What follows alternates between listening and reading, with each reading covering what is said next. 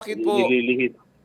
bakit po, Congressman, Ompong, may ano, ano yun, ginigibaba kayo o maganda ho naman ang proyekto? Halimbawa, yang building na yan, eh, ako nga ang unang pagkakaintindi ko yung mga ganyang, proyekto kasi minsan nakakaano tayo ng mga balita rin lalo na itong nagdaang Kapaskuhan, yung mga senior citizen ho natin na nandodoon na lang sa mga foster care. Gustuhin man Opo, ho opo. nung mga anak na andun ho,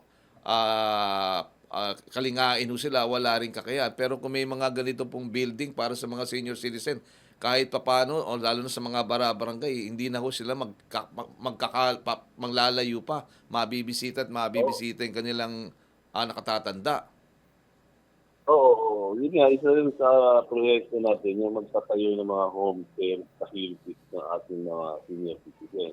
At sa katunayan, yan, nabanggit mo yan, nakapagpagawa ako sa Cabanatuan City, pero 20 million lamang yung halaga ng ano, nung building na kung saan binibigyan natin ng pagkakataon yung mga ating mga nakatatanda, yung mga kapabayaan ng mga pamilya, ay doon natin po inilalagay.